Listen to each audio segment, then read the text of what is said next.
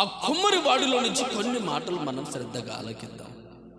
ఆ కుమ్మరి వాడు ఆ విరిగిపోతున్న, ఆ చెదిరిపోతున్న ఆ మంటిని తీసుకొని సారె మీద బరలా పెడుతున్నాడు. పెడతా ఉంటే ఆ ఓర్పు చూస్తున్నాడు. ఈ రోజున కుమ్మరి వాడికి ఉన్న ఓర్పు ఇర్మియా వారికి చెప్పు. ఇదే చెప్తాడు ఇర్మియా, ఇంక వేరొకటి చెప్పడు. నాకు దేవుడు బయలుపరిచిన మాట ఏమిటంటే, దేవుని బిడ్డలకి ఏముండాలంటే ఓర్పు ఉండాలి. ఓర్పు ఉండాలి. ఒక రోజున ఒక కుటుంబం సంతోషంగా గడుపుతూ ఉన్నారు, ఆనందంగా గడుపుతున్నారు. 2 పిల్లలు, 3 పిల్లలు. 2 పిల్లల తర్వాత వచ్చిన బాబా. ఆ బాబు చిన్న పసికందు, ఒక 2-3 నెలల అబ్బాయి. అయితే ఆ అబ్బాయిని తీసుకొని పుట్టింటికి వెళ్ళింది భార్య. వెళ్ళిన తర్వాత మళ్ళీ కొద్ది రోజులకు వచ్చింది. కుటుంబం దగ్గర కాలం గడుపుతూ ఉంది. ఆ కొద్ది రోజులు అయింది, వచ్చి 1 వారం 10 రోజులు అవుతా ఉంది. ఆ తర్వాత భార్యకు కాస్తంత అత్తకు గొడవైంది. గొడవైన కారణాన్ని బట్టి భర్త ఏమీ చెప్పలేక, వీరు ఎలాగైనా చావని చూద్దాం అని అటు భార్యను మందలించలేక, ఇట కన్న తల్లిని ఏమనలేక కాస్తంత మౌనమైపోయాడు భర్త. భార్య అంటా ఉంది, అదేంటి నన్ను పట్టించుకోవే, మీ అమ్మ అలాగా తిడుతా ఉంది, మీ అమ్మకలాగా గద్దిస్తూ ఉంది,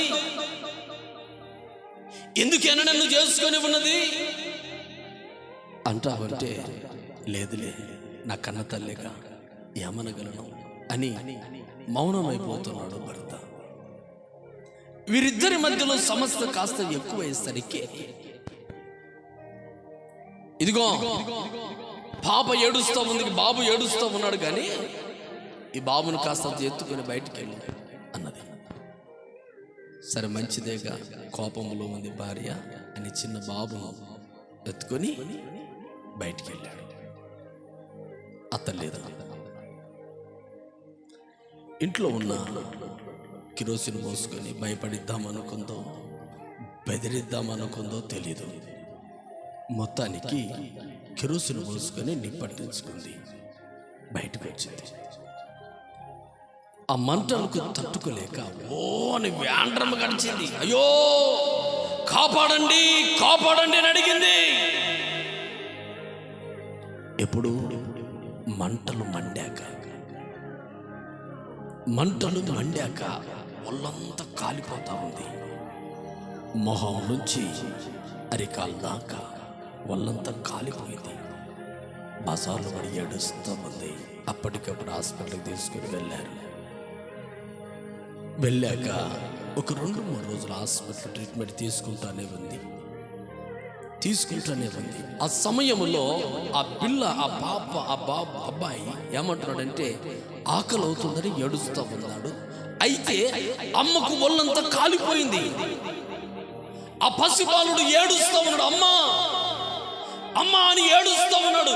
తల్లి దగ్గరికి తీసుకురావడానికి ప్రయత్నిస్తా ఉంటే ఆ అబ్బాయి ఎక్కడ భయపడతామని అమ్మ కావాలని ఒకవైపు బాబు ఏడుపు, కుమారుడు ఏడుస్తూ ఉన్నాడు. అయితే కళ్ళు తెరవలేని స్థితి, చివరిగా చచ్చిపోతున్న సమయంలో నా బిడ్డలు నేను చూసుకోవాలని కళ్ళు తెరుతామని చూస్తూ ఉంటే 2 కళ్ళు కాలిపోయాయి, నీరైపోయాయి. లేచి చూద్దామంటే ఒళ్ళు సహకరించదు. చచ్చిపోతున్న సమయంలో భర్త చేయబట్టుకుందట. అయ్యా నన్ను వదలద్దు, తప్పైపోయింది. ఆవేశములో క్షణితమైన ఒక్క నిమిషం ఆలోచన చేయకుండా ఈ పని చేసుకున్నాను. నీ మీద ప్రేమ లేక కాదు, నీ మీద అభిమానము లేక కాదు, పిల్లలంటే గౌరవము లేక కాదు. అయితే ఎందుకు ఇలాగ చేసుకున్నా నాకు అర్థం కాలేదయ్యా. బ్రతకాలనే ఆలోచన ఉంది. ఇదిగో కొద్ది రోజులను బ్రతికించమని భర్త చేయబట్టుకొని ఏడుస్తూ ఉంటే భర్త అక్కడ నిలబడలేని పరిస్థితి. కారణం ఏంటి? భయంకరమైన పరిస్థితులు కనపడతా ఉంది భార్య. అంతవరకు అందానికి, ఈ మొహానికి ఎన్నెన్నో ఎన్నెన్నో ఎన్నెన్నో చేసుకుంది, అందరికీ అలంకారంగా కనబడాలని. ఇప్పుడు ఆ ముఖం కాస్త కాలిపోయింది, ముఖం కాస్త కాలిపోయి వికారంగా అయ్యేసరికి చనిపోతున్న సమయంలో తను కట్టుకున్న భర్త జ్ఞాపకం వచ్చాడు. హల్లెలూయా.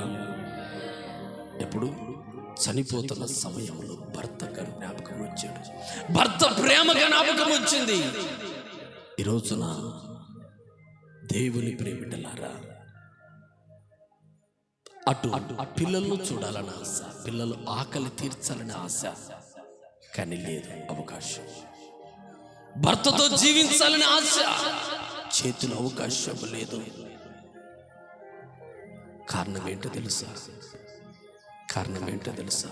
పిల్లలు ఏడుపు, భర్త ఏడుపు చూడలేక చివరికి ఒక మాట అంటా ఉంది, ఈ బాధ నేను భరించలేదు కానీ నేను త్వరగా చనిపోతే మేలు.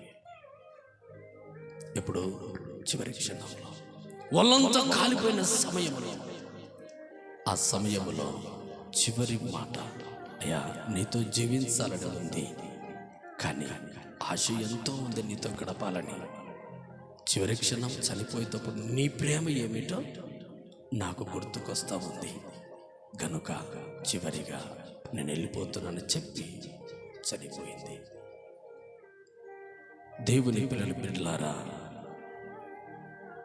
ప్రభు అంటున్నాడు, ఇర్మియా కుమ్మరి వారింటికి వెళ్ళు. ఎందుకు ప్రభు? అక్కడికి నువ్వు వెళ్ళు, చెప్పవలసిన జ్ఞానం నీకు బోధిస్తా అంటే అక్కడికి వెళ్ళింది. అక్కడ వెళ్ళాడు, చూస్తూ ఉన్నాడు. పలుసార్లు కుండ విరిగిపోతా ఉంది, ఆ మట్టి విరిగిపోతా ఉంది, ఆ మట్టి చెదిరిపోతా ఉంది. కానీ ఆ మట్టితో మరలా ఆ కుండను తయారు చేస్తా ఉన్నాడు. ఒక కుమ్మరి వాడికి ఓర్పు ఉంది. నీవు నేను చేసే పాపాన్ని బట్టి దేవునికి ఓర్పు ఉంది. కానీ ఈ రోజున భూలోకములో బ్రతుకులు జీవించాలంటే మనుషుల్లో ఓర్పు లేదు. హల్లెలూయా. బ్రతుకుదామంటే ఓర్పు లేదు, భర్తతో జీవిద్దామన్న ఓర్పు లేదు, భర్త ఒక మాట అంటే పడిపోయే ఓర్పు లేదు. ఇర్మియా, ఈ కుమ్మరి వాడిని చూడు. దేనికి ప్రభు ఎంత ఓర్పుగా ఉన్నాడు చూడు. ఒకరంటారు, అయ్యా ఈ కుటుంబముతో, ఈ భార్యతో, ఈ భర్తతో జీవించాలంటే నా మనసు ఏమైపోయింది? విరిగిపోయింది. ఏమట? మనసు విరిగిపోయింది. కానీ విరిగిపోతున్న ఆ మంటిని ఆ కుమ్మరి పలుసార్లు తీసుకొని సారె మీద ఉంచి చక్కటి పాత్రను తయారు చేస్తా ఉన్నాడు. ఈరోజు నీ మనసు విరిగిపోయిందో, లేకపోతే నీ జీవితమే చెదిరిపోతా ఉందో, నీ కుటుంబమే చెదిరిపోతా ఉందో, చెదిరిపోయిన నీ హృదయాన్ని, విరిగిపోయిన నీ మనస్సును నా ప్రభు ఈ 3 రోజుల ఉపవాస ప్రార్థనలో సరిచేయునుగాక. ఆమేన్. ఈ 3 దినాల ఉపవాస ప్రార్థనలో మొట్ట దినమందు ప్రభు అంటున్నాడు, నేను నిన్ను సరిచేస్తాను. నీ జీవితము, నీ కుటుంబము, నీ మనస్సు, నీ హృదయాన్ని ఈ 3 రోజుల ఉపవాస ప్రార్థనలో పరిశుద్ధాత్మ దేవుడు మనందరినీ సరి అయిన మార్గములో నడిపించునుగాక. ఊరికే ఇక్కడ కూర్చొని పాస్టర్ ఏమో రాకపోతే ఏమనుకుంటాడు అనుకుని రాబాకర్రి. యథార్థంగా ఉపవాస ప్రార్థనలు చెప్తున్నా, దేవుని వాక్కుల మీద శ్రద్ధ కలిగి, దేవుని మీద మనస్సు పెట్టి వాక్యాలు వింటే పరిశుద్ధాత్మ దేవుడు మీ కుటుంబాలకు ఎన్నో మేలులు చేయబోతున్నాడు. హల్లెలూయా. ప్రభు అంటున్నాడు, కుమ్మరి వాడి ఇంటికి నువ్వు వెళ్ళాడు చూస్తూ ఉన్నాడు. ఆ సారె పైన ఉన్న అదే మాట అంటున్నాడు, ఆ జిగట మన్ను మరలా తీసుకొని కుమ్మరి వాడు తనకు యుక్తకరమైనట్టుగా, తనకు నచ్చినట్లుగా దానిని మరి ఒక కొండగా చేశాను.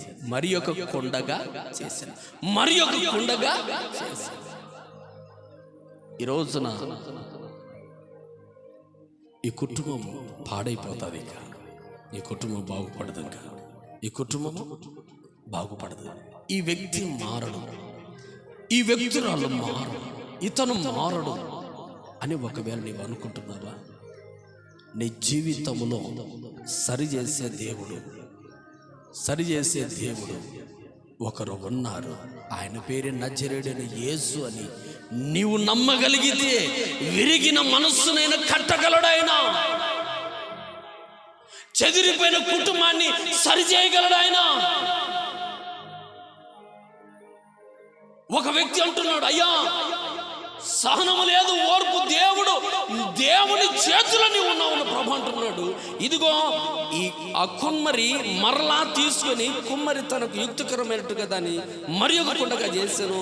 అంతటా యెహోవా వాక్కు ప్రత్యక్షమై ఎలాగంటుందంటే, ఇశ్రాయేలీయులు ఈ కుమ్మరి మంటికి చేసినట్లుగా నేను మీకు చేయలేను. చప్పట్లు కొడదామా?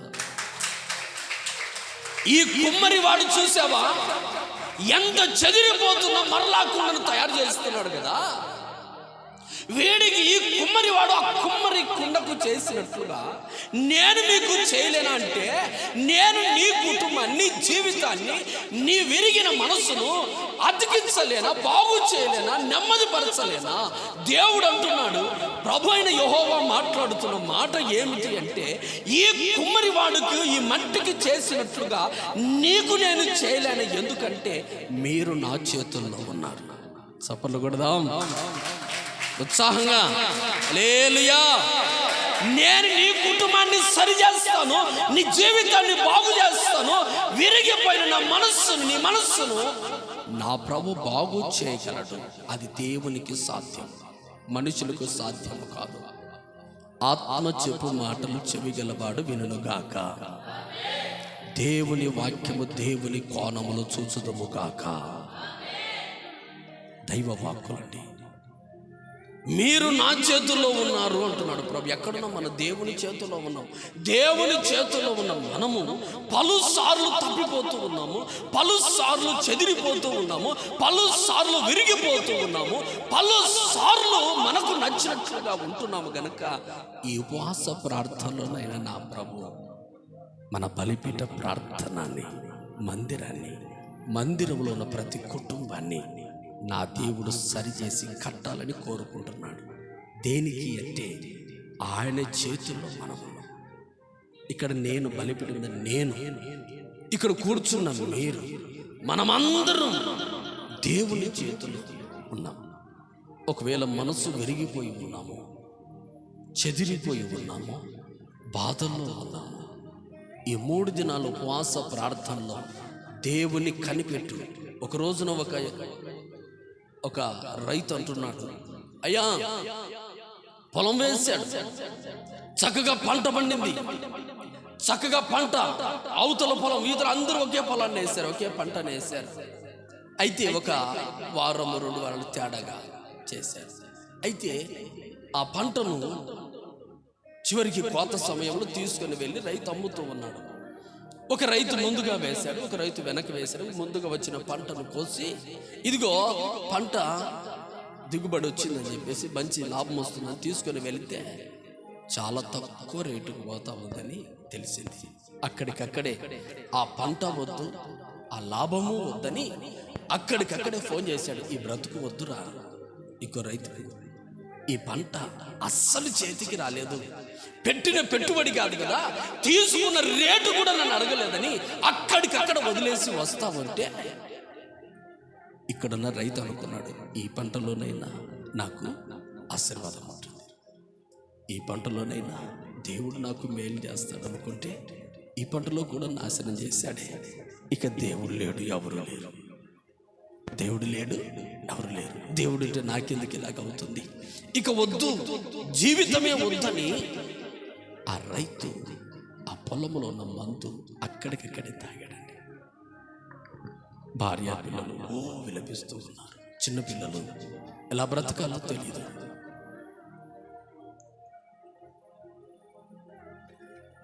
చిన్నపిల్లలండి ఎలా బ్రతకాలో తెలీదు.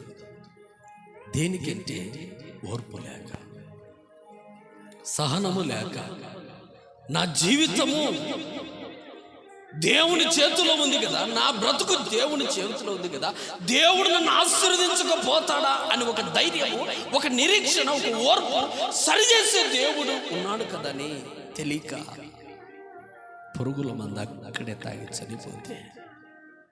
చనిపోయిన వారానికి ఎటుపోతేనేమి లేని ఆ భార్య, అయ్యా నా భర్త ఎటో వెళ్ళిపోయాడు, చివరిగా ఈ పంటను కోసుకొని అమ్మండి అని చెబితే వారి బంధువులందరూ సహకరించి, లేదులే అమ్మా ఆ పంట ఏమొద్దు అంటా ఉంది భార్య, ఇదిగో ఈ పంటలో నా భర్త మరణించాడు కనుక ఈ పంట నాకు అవసరం లేదంటే వారి బంధువులంతా వచ్చి, లేదు లేదమ్మా అలా గనగద్దని అన్నదమ్ములు అందరూ వచ్చి ఆ పంటనంతా అమ్మడానికి తీసుకుని, ఆశ్చర్యం ఏంటో తెలుసా, అద్భుతం ఏంటో తెలుసా, అతనికున్న యావద ఉన్న ప్రతి ప్రతి ప్రతి ప్రతి రుణం తీరి దరిదాపు 9-10 లక్షలు మిగిలేటట్టు చప్పట్లు కొడదాం. 9-10 లక్షలు మిగిలిన అప్పు రుణమంతా తీరింది. ఆశ్చర్యం కలిగింది. ఒక్క 10 రోజుల పాటు, ఒక్క నెల పాటు మనిషి నిలకడగా ఉండి ఓర్చుకొని కాస్తంత ధైర్యంగా నిలిచి ఉంటే, ఇది కాకపోతే ఇంకొకటి ఉంటే ప్రాణంతో నిలబడేవాడు, ఆశీర్వాదాన్ని చూచేవాడు, కుటుంబాన్ని గట్టెక్కించగలడు. దేవుడు ఉన్నాడు, సరిచేసే దేవుడు ఉన్నాడు. కానీ కొంతమంది నిర్ణయాలు తప్పుగా తీసుకొని జీవితాన్ని తన చేతులారా నాశనం చేసుకుంటూ ఉన్నారు. దేవుని ప్రియ బిడ్డలారా, సరిచేసే దేవుడు ఒకరు ఉన్నాడు, ఆయన పేరు యేసు. ఆయన అంటున్నాడు, నేను నీ కుటుంబాన్ని కడతాను. హల్లెలూయా. ధైర్యముగా ఉండు, ధైర్యముగా ఉండు. కుమ్మరివాడి దగ్గరికి వెళ్ళి ప్రభు వాక్కు ప్రత్యక్షమైతేనంటున్నాడు, ప్రభా నేనేం చెప్పాలి? ఇదిగో ఇళ్ళకు చేసినట్టు కుమ్మరి వాడు చెదిరిపోతున్న మంటిని తీసుకుని సార మీద ఉంచినట్లుగా, విరిగిపోతున్న మట్టిని సార మీద ఉంచినట్లుగా, ఇదిగో నా చేతుల్లో నా పిల్లలు ఉన్నారు. పలుసార్లు వారి జీవితాలు చెదిరిపోతున్నాయి, వారి కుటుంబాలు చెదిరిపోతున్నాయి, వారి మనసులు చెదిరిపోతున్నాయి. ఇదిగో వారి కుటుంబాలు బాగుపడమని వారు అనుకుంటున్నారు. కానీ సరిచేసే దేవుని నేను ఉన్నాను కదా, నా చేతుల్లో కదా ఉండేది. ఆ కుమ్మరి వాడు మంటిని చేసినట్లుగా నేను నా ప్రజలకు చేయలేనా? చేస్తాను. అయితే కుమ్మరివాడి చేతిలోనూ సారిపోయిన మట్టి ఉన్నంత వరకు దేవుడు వాటిని సరిచేసే ధైర్యం, అటు కృప కుమ్మరివాడికి ఉన్నట్లుగా దేవునికి ఉంది. ఈ రోజున దేవుడు సరిచేయాలని దేవుడు ఓర్చుకుంటున్నాడు. ఏదో ఒక రోజు నీ కుటుంబాన్ని మారుద్దాం. ఏదో ఒక వర్తమానము చేత ఈ బిడ్డలు నేను మారుస్తాను. ఏదో ఒక వర్తమానము చేత ఈ బలిపీఠ ప్రార్థన మందిరంలో ఉన్న బిడ్డలను ఈ ఉపవాస ప్రార్థనలో ఒక్క మాట ద్వారానైనా వారు చెదిరిపోయిన హృదయాన్ని, మనసును నేను మరలా కట్టగలనని దేవుడు ఆలోచన చేస్తూ ఉన్నాడు. కానీ అట్టి దేవుని చేతుల్లో మేము ఉన్నామని ఓర్పు మనలో ఉంటే ఏదో ఒక రోజున కట్టగలడండి. హల్లెలూయా. ఏదో ఒక రోజున దేవుడు బాగు చేయగలడు. నా మనస్సు కాదు, నీ మనస్సు కాదు కదా, నీ జీవితాన్ని కట్టగలడు. అయితే ప్రభు ఒకే మాట అంటున్నాడు, ఈ కుమ్మరి వాడికి చేసినట్లుగా, ఈ మట్టి చేతిలో ఉన్నట్లుగా నా చేతుల్లో మీరున్నారు కనుక మిమ్మల్ని నేను బాగు చేస్తాను అంటున్నాడు. ఈ రోజున ఆ కుమ్మరి వాడు ఆ మట్టిని సరైన పాత్రగా చేయగలడు, లేకపోతే ఆ మట్టిని ఇదిగో విసిరి పారేయగలడు. అంటే నశింపజేయడానికి, మంచి పాత్రగా చేయడానికి ఆ కుమ్మరి వాడికి అధికారం ఉంది. ఈ రోజున దేవుడు మనల్ని బాగు చేయాలన్న దేవుడే, నశింపజేయాలన్న దేవుడే. అయితే ఆయన చేతిలో ఉన్న మనం దేవుని మందిరం నిలబడి ఉంటే ఆయన ఏదో ఒక రోజున వాక్కుల చేత నీ కుటుంబాన్ని కట్టగలడని ధైర్యం నీలో ఉంటే, ప్రభు అయిన దేవుని బిడ్డలారా ధైర్యంగా ఉండు. ఆ ప్రభు ఉపవాస ప్రార్థనలో ఒక మంచి కుమ్మరిగా పని చేయునుగాక. హల్లెలూయా, హల్లెలూయా, హల్లెలూయా. దారి తప్పిన మన జీవితాలను దేవుడు సరి చేస్తాడు. అలాగే ఆ మంటిని సరైన పాత్రగా చేసి ఏం చేస్తాడు, తీసుకుని వచ్చి ఒక బట్టిలో బాగా కాలుస్తాడు. ఎంత తగినంత వేడి చేత, ఎక్కువ వేడి చేయడు. ఆ కుండకు ఎంత వేడి కావాలో, ఎంత మంట కావాలో, ఎంత వేడి కావాలో అంతవరకే మంట ఏర్పాటు చేసి ఆ కుండను తయారు చేస్తాడు దేవుడు, కుమ్మరి. అలాగే మరొక మాట చదువుకుందాం. కొరింథీయులకు రాసిన మొదటి పత్రిక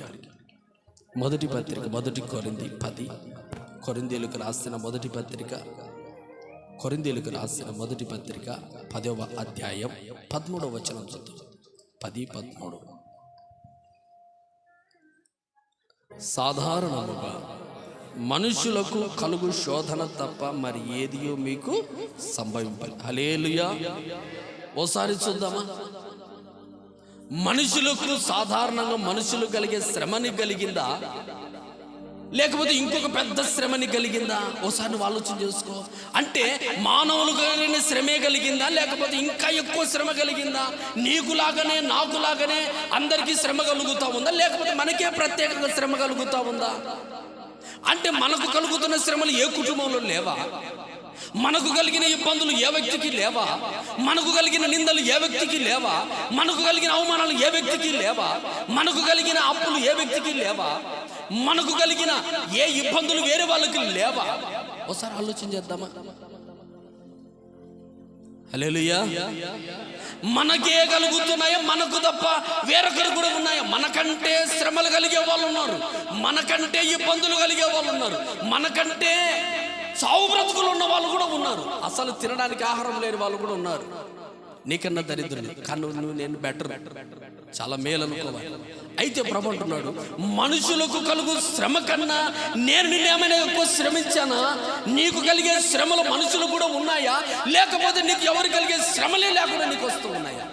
కాస్త బయటికి వెళ్ళి మాట. హల్లెలూయా. అదే మాటలు ప్రభు అంటున్నాడు. ఏమంటున్నాడంటే, సాధారణముగా మనుషులకు కలుగు శోధన తప్ప మరి ఏదియూ మీకు సంభవింపలేదే. ఏమైనా సంభవించాయా? ఏమైనా కలిగాయా? నీకే ప్రత్యేకంగా కలిగాయా? అందరికి కలుగుతూ ఉన్నాయా? నీ కుటుంబంలోనే సమస్యలు ఉన్నాయా? నీ భార్యే, లేకపోతే నీ భర్తే, నీ పిల్లలే ఇలాగ ఉన్నారు, లోకంలో వాళ్ళు ఉన్నారు. ఒక్క నిమిషం ఆలోచించు. అందరికి కలిగే శ్రమే నీకు కలుగుతూ ఉన్నాయా? అందరికి లేని శ్రమలే నీకు వస్తున్నాయా? లోకంలో మనుషులందరికీ కలిగే శ్రమలు నీకు కలుగుతూ ఉంటే ధైర్యంగా నిలబడు, భయపడకు. లేదయ్యా, ఏ ఒక్కరు నా మీద, ఏ ఒక్కరికి కలగని శ్రమనే పొందుతున్నాను అంటున్నావా? ఈ వాక్య ప్రకారం ప్రభు దేవుడు అంటున్నాడు, నీకు కలుగుతున్న శ్రమలు నీకేమున్నాయో ఎవరికైనా ఉన్నాయి? ఆలోచన. చాలా మంది అంటూ ఉంటారు, బతుకి కన్నా చచ్చేది మేళ, ఎన్నాళ్ళు ఉన్నాయి బ్రతుకు అంటారు. ఒకసారి ప్రక్కనింటి వాళ్ళని చూడు, ఇరిగింటి వాళ్ళ బంధువులను ఆలోచించు. ఏదైనా వివాహానికి వెళ్ళినప్పుడు వాళ్ళ బాధ నీకు చెప్తా ఉంటారు, ఏదైనా ఇబ్బందులు నీకు చెప్తా ఉంటారు. నీకే కలిగాయి, వేరే వాళ్ళకి కలుగుతూ ఉన్నాయి. ఎవ్వరికి కలిగినట్లు, ఎవ్వరికి నేను బాధలు పొందినట్లు, ఏదో నేనొక్కడినే పొందుతున్నట్టు, మీరొక్కరే పొందుతున్నట్లు ఫీల్ అయ్యి ఇబ్బందులు కలిగి ఏదో సంభవించింది నాకు అన్నట్లుగా ఉంటున్నామే. దేవుడు అంటున్నాడు, మీరు నా చేతుల్లో ఉన్నారు, నేను నిన్ను సరి చేయలేనా? హల్లెలూయా. అంటే సాధారణమైనది కుండ, ఏ కుండకు ఎంత వేడి కావాలో కుమ్మరి ఏం చేస్తాడంటే అంతే వేడి పెడతాడు. ఎక్కువ వేడి పెడితే ఆ కుండ పగిలిపోతుంది. ఆ కుమ్మరి వాడికి తెలుసు. ఆ కుమ్మరి వాడు ఎక్కువ వేడి చేశాడంటే ఆ కుండ కాస్త వేడికి పగిలిపోతుందని తగినంత వేడి పెడుతున్నాడు. అలాగే మనుషునికి కూడా సాధారణమైన శ్రమలే కలుగుతున్నాయంటే, అందరికి కలిగే శ్రమలు, అందరికి కలిగే ఇబ్బందులే మన కుటుంబంలో ఉన్నాయి. మనకు ఎక్కువ పెద్ద శ్రమలు పొందడం లేదు. ఎక్కువ శ్రమలు పొందుతున్నామని, ఎక్కువ ఇబ్బందులు పడుతున్నామని ఎక్కువ ఆలోచన చేసి, ఎక్కువ దిగాలు పడి, ఎక్కువ నశించిపోయి మన జీవితాన్ని మనం నాశనం చేసుకోకూడదు. ప్రభు అంటున్నాడు, నీ జీవితాన్ని నీకు నాశనం చేసుకోదు. అందరికి కలిగే శ్రమలే నీకున్నాయి, అందరికి కలిగే ఇబ్బందులు, అప్పులు, సమస్యలు అన్నీ నీకున్నాయి. నీకన్నా ఎక్కువ ఉన్న వాళ్ళు కూడా ఉన్నారు, వారే పొందలేదు శ్రమలు. కానీ నీవెందుకు భయపడుతూ ఉన్నావు? నీవెక్కడున్నావు తెలుసా? దేవుని చేతిలో ఉన్న దేవుడు ఏదో ఒక రోజు నీ కుటుంబాన్ని కట్టగలడు, నీ సమస్యను తొలగించగలడు, నీకు నెమ్మది కలిగించగలడు, నీకు ఆశీర్వాదం కలిగించగలడు. అటువంటి దేవుని చేతిలో నీవు ఉన్నావని జ్ఞాపకం చేసుకుంటే ప్రభు అంటున్నాడు, ఒక రోజు నీ కుటుంబాన్ని నేను సరిచేయగలను. చప్పట్లు కొడదాం నమ్మగలిగిన వారు బిగ్గరగా. హల్లెలూయా. ప్రభు అంటున్నాడు, అందరికీ సాధారణముగా మనుషులకు కలుగు శోధన తప్ప మరి ఏదైనా మీకు సంభవించలేదే. దేవుడు అంటాడు, దేవుడు నమ్మదగిన దేవుడు కదా, ఆ దేవుడు నేను కాపాడగలడు కదా. ఆ దేవుడు నీకు అందరికీ లేనట్టు మీకే కలిగినట్టు నాకే కలిగినట్టు బాధపడ్డామంటే మనం ఒక్కసారి ఆలోచించవలసిన మాట ఏమిటంటే, దేవుని చేతిలో నేనున్నాను, నా కుటుంబం ఉంది, నా కుటుంబాన్ని ఏదో ఒక రోజున దేవుడు నన్ను గట్టెక్కించగలడు, నన్ను కాపాడగలడని ఒక నిరీక్షణ, ఒక పట్టుదల, ఒక ప్రార్థన జీవితం నీలో నాలో ఉంటే దేవుడు గొప్ప కార్యములు మన మధ్యలో చేయునుగాక. ఆమేన్. హల్లెలూయా. అలాగే మీరు సహింపగలిగినంత కంటే ఎక్కువ ఆయన మిమ్మల్ని శోధింపబడనీయడు. మీకు కలుగుతున్న శ్రమల కంటే నువ్వు ఎంత ఓర్చుకుంటావో అంతే శ్రమలు. నీవెంత శక్తి ఉందో అంతవరకే. శక్తికి మించి బాధ నీకు పెట్టను అంటున్నాడు. ఎందుకంటే దేవుడు సర్వశక్తి కలిగిన దేవుడు. ఆయన చేతిలో మనం ఉన్నాం. అయితే ఆయన చేతిలో లేకుండా ప్రక్కకు పోయి, ఆయన చేతిలో లేకుండా ప్రక్కన పోయి మన సొంత అభిప్రాయాలు మనం చేసుకున్నాము అంటే అది దేవునికి సంబంధం లేదు. ఈరోజున ప్రభు అయిన దేవుని బిడ్డలు ఉపవాస ప్రార్థన మొదటి దినమందు ప్రభు మాట్లాడుతున్నాడు, నేను ఒక మంచి కొమ్మరి లాంటి వాడిని. హల్లెలూయా. నేను మీ కుటుంబాలను సరిచేస్తాను, నేను కుటుంబాన్ని సరిదిద్దుతాను. అయితే మీకు శ్రమలు కలుగుతున్నాయి, ఆ శ్రమలు సాధారణమైన శ్రమలే, ఎక్కువ శ్రమలు కాదు. ఆ శ్రమలకే అయ్యో నేనేమైపోతానని ఓ తలములుకలు పట్టుకొని ఆలోచన చేసి జీవితం అంతా గందరగోళముగా మార్చుకోవలసిన అవసరమో లేదో ప్రభు అంటున్నాడు. అందుకని దేవుడు ఆ మాటల్లోనే అంటున్నాడు, ఇదిగో శోధింపగలిగినంత కంటే ఇదిగో మిమ్మల్ని ఎక్కువ శ్రమలను పెట్టలేదే. అంతేకాదు సహింపగలుగుటకు ఆయన శోధనతో కూడా తప్పించుకున్న మార్గము కలుగజేయు. ఆ శోధనలో కూడా ఏదో ఒక మార్గమునకు తప్పించగలిగిన మార్గం దేవుడు ఇస్తాడు. ఇంత బాధలు పడుతున్నామయ్యా, ఇంత శ్రమలు పడుతున్నాయి, ఇగో అందరం అప్పుల వాళ్ళు వచ్చారు, సమస్యల వాళ్ళు వచ్చారు, అందరూ వచ్చారు, నిందలకు తప్పించుకోలేను, ఇక నేను నాశనమే ఈ జీవితంలో, ఈసారి నేను అయిపోయాను అనుకుంటాం. కానీ ప్రభు అన్నాడు, నేను సర్వశక్తి కలిగిన దేవుడు తప్పించుకునే మార్గం ఒకటి ఉంది, నేను సరిచేస్తాను. ఎన్నోసార్లు నేను తప్పించాను కదా, శ్రమలో నుంచి, ఇబ్బందుల నుంచి, సమస్యల నుంచి, బాధల్లో నుంచి తప్పించగలిగిన మార్గాన్ని చూపించగలిగిన దేవుడును నేను ఉన్నాను. అయితే అటువంటి దేవుడు చేతులని ఉండి కూడా నీవేమనుకుంటున్నావంటే ఇక నాకు మార్గం లేదు, ఏ మార్గం లేదు, పని లేదు, ఏమీ లేదు, అన్ని బాధలే ఉన్నాయి, యా పని దొరకదు నాకు, నేనంతే నాశనమే అనుకుంటావు. కానీ కాస్తంత ఓర్చుకొని చూడు, దేవుడు ఏదో ఒక మార్గాన్ని చూపుతాడు. ఆ మార్గము కను చూపిన దేవుడు ఇంకొక మార్గాన్ని చూపలేడా? హల్లెలూయా. ఇప్పుడు ఈ పనిలో నీకు ఆశీర్వాదం కలగలేదు, అలాగే నెమ్మది పొందలేదు, ఆరోగ్యం లేదు, బలహీనత, చాలా బాధపడుతున్నావు, ఏ మార్గం లేదు అనుకున్నావు. దేవుడు ఆ సమయంలో చూడండి ఏదో ఒక పనినో ఏదో ఒక మార్గాన్ని ద్వారం తెరిచింటాడు. ఆ ద్వారం తెరిచిన దేవుడు మరొక ద్వారాన్ని తెరవలేడా? తెరుస్తాడు. అంటే సహింపగలిగిన కంటే ఎక్కువ శోధనలో వస్తే ఆ శోధనలో కూడా తప్పించుకోవడానికి ఏదో ఒక మార్గం నీకు పెడతాడని ఈ రోజున ఉపవాస ప్రార్థన ధైర్యంగా నమ్మగలిగితే నీకు ఒక చక్కటి మార్గము నా దేవుడి ఉపవాస ప్రార్థనలో దేవుడు మార్గాన్ని చూపునుగాక. ఆమేన్. హల్లెలూయా. హల్లెలూయా. అందుకే నీకు కలుగుతున్న శ్రమలు అందరిలాగా శ్రమలు, అందరిలాగా శోధనలు కలిగినప్పుడు అందరిలాగే మౌనంగా ఉంటే, అందరిలాగా ఆశీర్వాదంగా ఉంటే, అందరిలాగా ఓర్పు కలిగి ఉంటే నీ దేవుడు ఏం చేస్తాడంటే ఆ కుండకు తగిన వేడిని పెట్టి తీసుకుని వెళ్ళి ఇదిగో ఏం చేస్తాడంటే ఆ మట్టి పాత్రను ఎక్కడ పెడతాడు? కొట్టులో పెడతాడు. అందరూ చూస్తారు. అందరూ చూసినప్పుడు ఇదిగో ఆ కుండకు రంగులేసి అన్ని చూసినప్పుడు ఆ కుండను చూసిన వాళ్ళు ఆహా ఎంత అందంగా ఉంది, ఎంత సౌందర్యంగా ఉంది అని ఆ కుండకు విలువ పెడతారు. ఈ రోజున ఆ కొమ్మరి వాడు చెదిరిపోతున్న ఆ కుండను, విరిగిపోతున్న ఆ కుండను, నలిగిపోతున్న ఆ కుండను, పనికిరాని ఆ కుండను పనికొచ్చే పాత్రగా చేసి ఒక సారె పైన ఉంచి విలువైన పాత్రగా పెట్టి ఆ తీసుకొని విలువ ఏది ఇర్మియా నువ్వు వెళ్ళి కొమ్మరి వాడి చేతి ఇంటిలోనికి వెళ్ళి ఎందుకు వెళ్ళాలి ప్రభువా? విలువలేని ఆ మట్టిని, ఇరిగిపోతున్న ఆ మట్టిని సరిచేసి ఆ కుండను ఎంత విలువ కమ్ముతున్నాడు చూడు, దానికి ఎంత విలువ పెట్టాడో చూడు. అనేకుల దృష్టి ఆ కుండ మీద పడినట్లుగా ఈ రోజున పనికిరాని నిన్ను, అందరూ చీకొడుతున్న నిన్ను, బలహీనమైన మనల్ని దేవుడు మన కుటుంబాలను చూసి అనేకులు చీదరించుకోవచ్చు, పనికి రాదనుకోవచ్చు, ఈ కుటుంబ పని అయిపోయింది అనుకోవచ్చు, వీడి జీవితం ఇక రాదు, ఇక ఉండదు, బాగుపడదు అనుకోవచ్చు.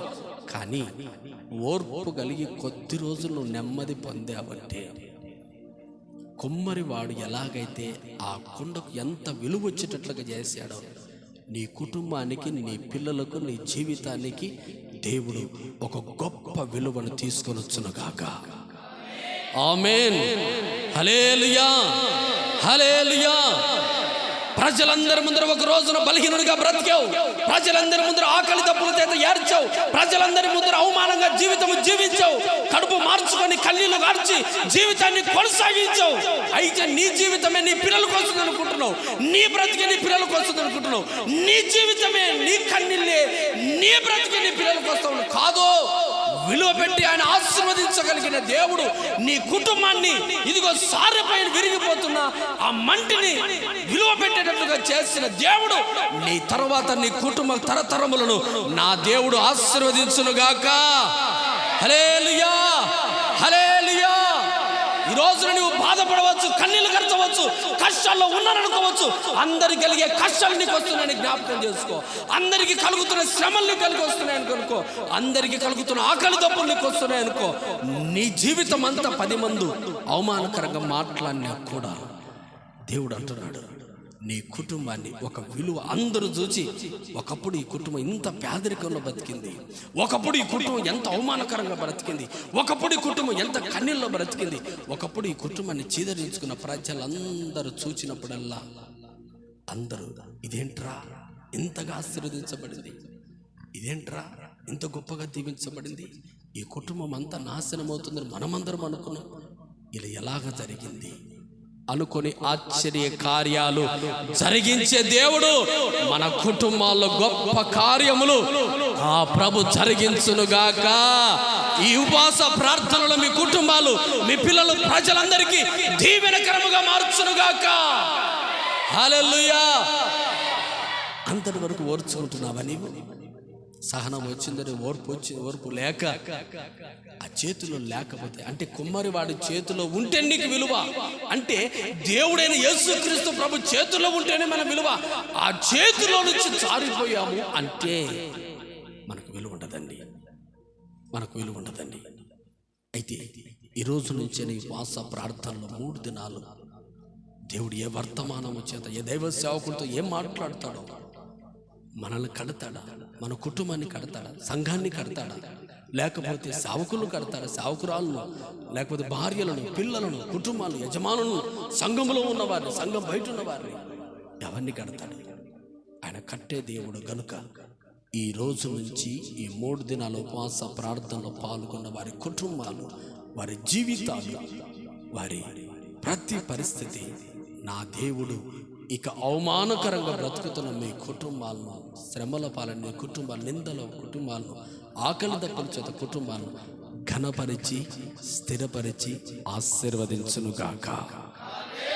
ఆమేన్. అందరూ మోకరిద్దామా? కొద్ది నిమిషాలు ప్రార్థన చేద్దాం. అందరూ మోకరిద్దామా? అందరం మోకరిద్దామా? అందరం మోకరిద్దామా? చిన్న ప్రార్థన చేసుకుందాం. అందరం మోకరిద్దాం. స్తోత్రం. మోకరించలేని వారు లేచి నిలబడదాం. మోకరించగలిగిన వారు మోకరిద్దాం.